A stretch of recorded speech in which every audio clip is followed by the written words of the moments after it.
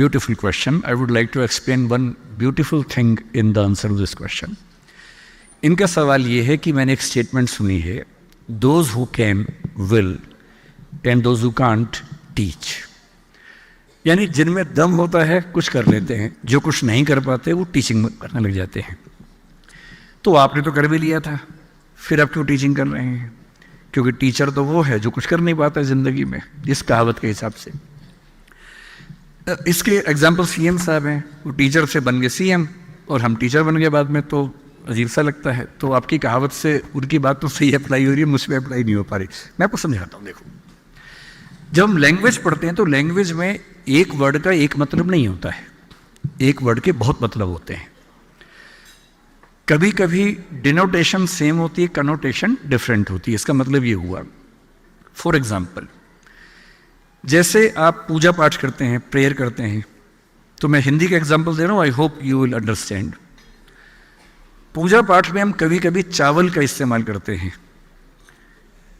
पर हम पूजा पाठ करते हुए चावल को चावल नहीं बोलते, अक्षत बोलते हैं।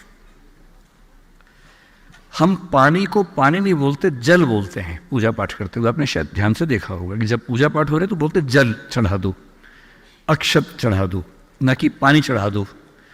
फिर कभी हवन करेंगे जिसमें धूप अगरबत्ती जलानी, आप बोलेंगे अग्नि जला दो, न कि आग लगा दो।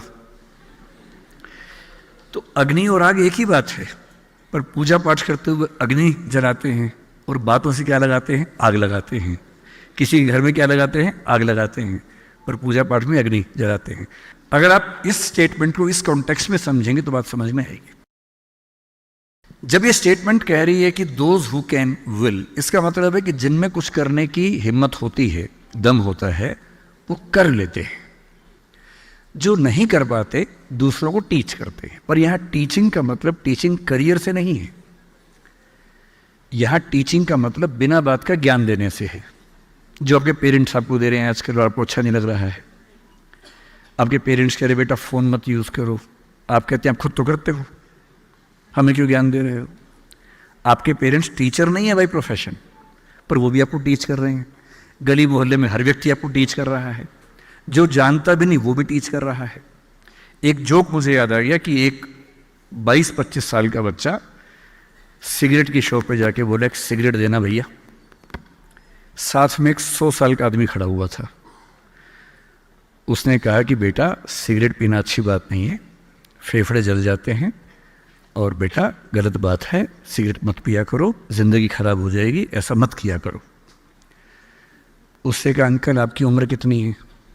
बोले 100 साल। बोला अंकल मेरे दादाजी की उम्र 125 साल है। तो 100 साल वाला अंकल बोला वो सिगरेट नहीं पीते होंगे ज़रूर? बोला नहीं पीते हैं, ज्ञान नहीं देते। ये वाली जो टीचिंग है ना, ये उसका जिक्र है। Those who can will, those who can't teach. This is not about teaching profession. This is about random teaching which we receive from all the people, so-called well-wishers, who keep on teaching us without we liking them to teach us. ये उसके बारे में है, न कि teaching profession के बारे में। I hope I have made you understood this statement.